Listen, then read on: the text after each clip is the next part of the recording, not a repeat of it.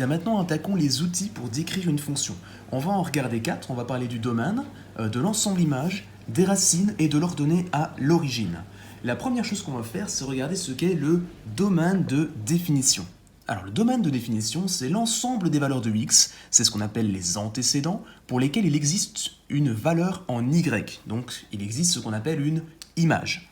En gros, je vais regarder ici l'axe des x, et je vais regarder de où commence mon graphique jusqu'à où il se termine, et prendre toutes les valeurs de x qui se trouvent ici au milieu, si et seulement si, bien sûr, elles ont une image. Une image, ça veut dire qu'elles sont reliées à une valeur en y.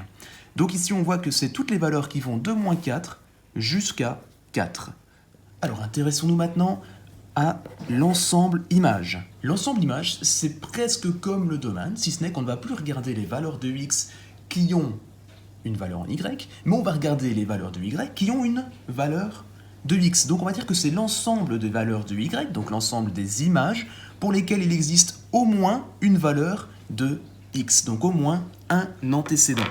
Quand on se place ici, c'est donc les valeurs de y commencent en moins 2 et vont aller jusqu'en 14. On va donc dire que l'ensemble image, il va de moins 2 à 14. Une chose importante vient d'être dite. Pour le domaine de définition, nous avons dit que c'est l'ensemble des valeurs de x, donc l'ensemble des antécédents, pour lesquels il existe une image. Alors que pour l'ensemble image, c'est l'ensemble des images pour lesquelles il existe au moins un antécédent. Ça veut dire qu'un antécédent, donc une valeur de x, ne peut avoir qu'une seule image, mais qu'une image peut avoir plusieurs antécédents. Voilà, si je vous montre un exemple très brouillon, vraiment très vite fait, ça donnerait ceci. Vous voyez ? Donc chaque valeur de x, si je me place ici, si je trace une droite verticale, ne pourra avoir qu'une seule image. Ça c'est la définition même d'une fonction. Si on en a plus d'une, eh bien nous ne serons qu'une simple relation.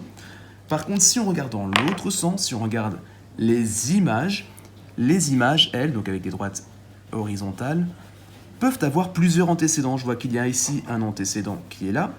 Il y en a un qui est ici, un qui est ici. Alors, il nous reste deux petites notions à voir. Ces notions sont là où les racines ainsi que l'ordonnée à l'origine. Ces racines peuvent aussi porter le nom de zéro. Donc ici, on pourrait très bien vous parler d'un zéro ou des zéros. C'est exactement la même chose. On peut utiliser les deux mots. Tout comme ici, j'ai précisé que l'ordonnée à l'origine, en général, on parle plutôt de la version abrégée, donc on parle de l'OAO, mais l'OAO, c'est bien sûr l'ordonnée à l'origine. Donc on appelle racine d'une fonction f, appelons-la f, puisqu'on l'avait appelée f ici, un nombre a qui appartient au domaine, bien sûr, et pour lequel f de a vaut 0. Donc ça veut dire son image vaut 0. Si je trouve un a de telle sorte que son image soit égale à 0, alors j'ai une racine. En gros, de manière plus simple, c'est simplement la valeur de x lorsque je coupe l'axe des x. Exemple, ici, j'ai coupé l'axe des x en ce point. Si on imagine que ce point, c'est moins 1,5, eh bien, je vais dire que la valeur de a, dans ce cas-ci, c'était 1,5. Bien sûr, valeur de a ou valeur de x. On aura plus tendance à parler de x est égal à quelque chose.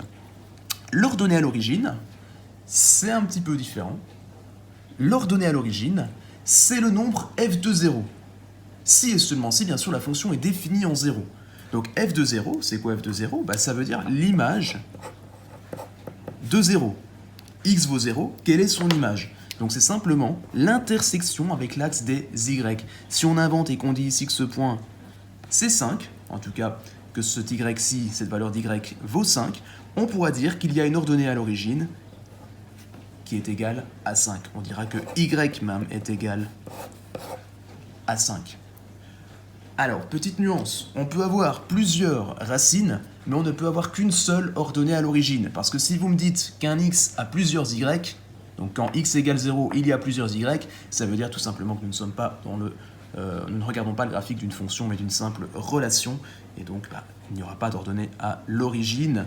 Voilà, donc ça, ce sont les 4 outils principaux pour décrire une fonction. Le domaine, l'ensemble image, là où les racines, ou bien 0, et l'ordonnée à l'origine.